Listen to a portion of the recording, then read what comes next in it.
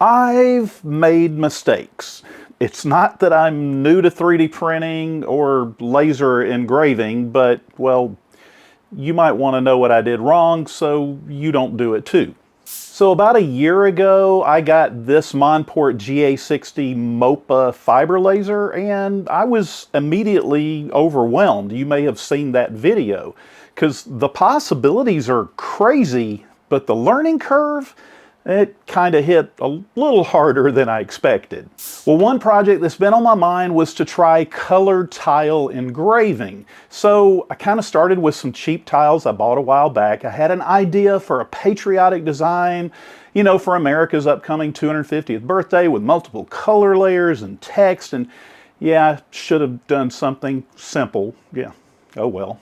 Getting it all going though is a simple process. First, there's just a couple of coats of plain white for a base, and yeah, that's over a white tile.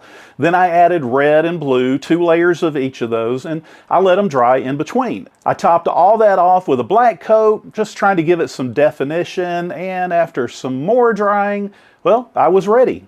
Now, I'm not going to get into all the settings I used in Lightburn, which is the equivalent of a 3D printing slicer, but for lasers. I already had some idea of what to do, and, well, as you see, the GA60 took that top layer of black off, and everything's really kind of nice, crisp, and blue. No matter what I did, I was only able to get the blue layers to show up. I mean, the same settings to take the black off should just remove the blue, but nothing worked.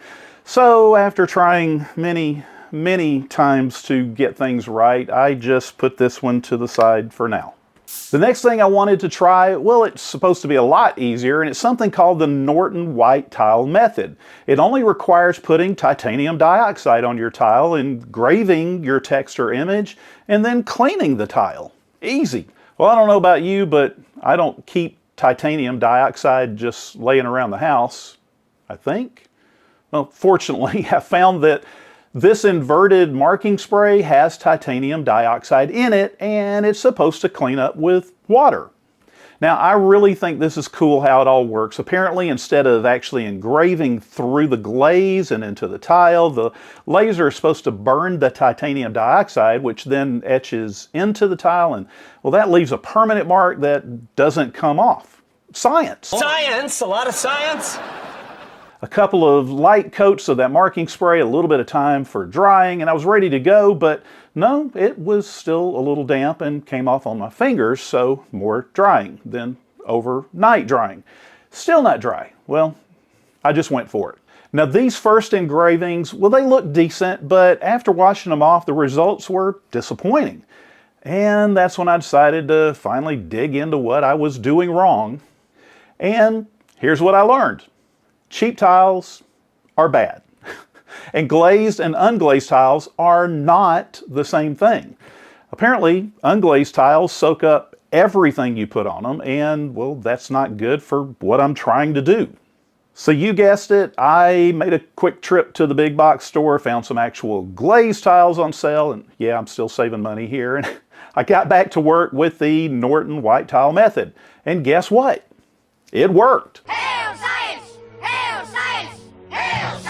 The best part, my original test settings, well, they kind of ended up being the best settings. I still need a better cleanup method than scrubbing with water, but overall, this method is pretty easy, and I think it looks great. There's so much more I can do with this Monport GA60 fiber laser than just engraving tiles, and I'm going to be sharing more of that in the future because I plan to do more. And speaking of those tiles, I needed something to display them with, and so I adapted a cell phone holder that I made a while back. A quick 3D print, and I don't know, I think it looks pretty good. After all that, still learning, still testing, and just like 3D printing, I've also learned that when you test and test and test and test and finally have it all right, don't second guess it all the next time you do it. And why would you do that? Like this tiger engraving. Looks great, right? Well, yeah, that's 2 passes. It's still not great because I changed one little setting thinking, that can't be right.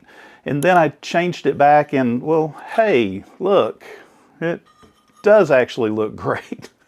Live and learn, and learn. And you probably guessed it. Learn, create, and amaze.